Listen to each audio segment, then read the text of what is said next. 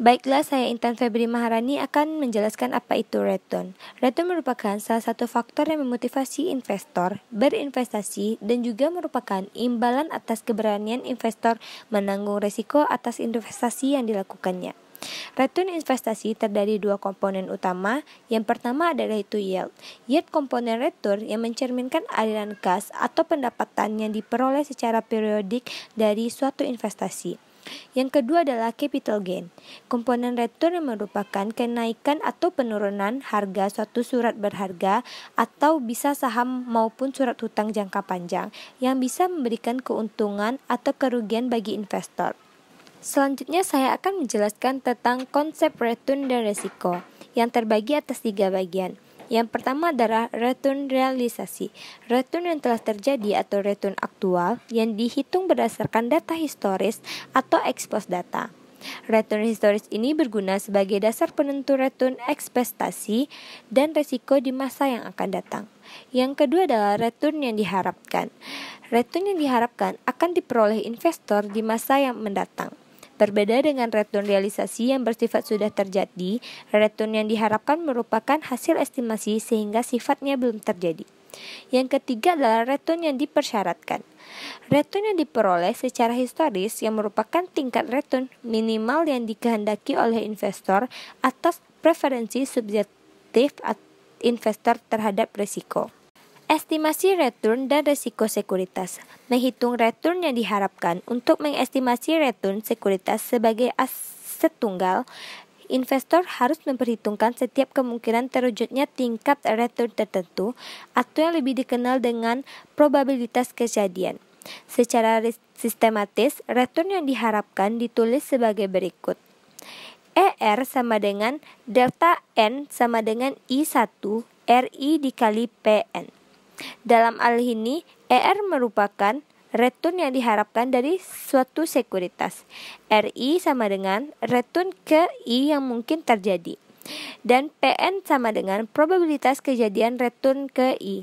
N sama dengan banyak return yang mungkin terjadi. Baiklah, saya akan menjelaskan tentang estimasi risiko dan diversifikasi. Estimasi risiko merupakan besarnya risiko investasi diukur dari besarnya standar deviasi dari return yang diharapkan. Deviasi standar merupakan akar kuadrat dari varians yang menunjukkan seberapa besar penyebab variabel random di antara rata-ratanya. Semakin besar penyebarannya, semakin besar varians atau deviasi standar investasi tersebut. Yang kedua adalah diversifikasi. Diversifikasi adalah pembentukan portofolio melalui pemilihan kombinasi sejumlah aset tertentu sedemikian rupa sehingga risiko dapat diminimalkan tanpa mengurangi besaran return yang diharapkan. Saya Ninda Afiska akan melanjutkan materi dari Intan Febri Maharani, yaitu tentang prinsip diversifikasi yang umum digunakan. Pada prinsip ini digunakan dua prinsip, yang pertama yaitu diversifikasi random dan yang kedua yaitu diversifikasi Markowitz. Diversifikasi random di sini secara naif terjadi ketika investor menginvestigasikan dana secara acak pada berbagai jenis saham yang berbeda atau pada berbagai jenis aset yang berbeda. Investor memilih aset-aset yang akan dimasukkan ke dalam portofolio tanpa terlalu memperhatikan karakteristik aset-aset bersangkutan. Yang kedua yaitu diversifikasi Markowitz. Pada diversifikasi Markowitz ini berbeda dengan diversifikasi random. Diversifikasi Markowitz ini mempertimbangkan berbagai informasi mengenai karakteristik setiap sekuritas yang akan dimasukkan dalam portofolio. Diversifikasi Markowitz ini menjadikan pembentukan portofolio menjadi lebih selektif, terutama dalam memilih aset-aset, sehingga diharapkan memberikan manfaat diversifikasi yang paling optimal. Baik, materi selanjutnya yaitu estimasi return dan risiko portofolio. Mengestimasi return dan risiko portofolio berarti menghitung return yang diharapkan dan risiko suatu kumpulan aset individual yang dikombinasikan dalam suatu portofolio aset. Rumus untuk menghitung return yang diharapkan dari portofolio adalah sebagai berikut.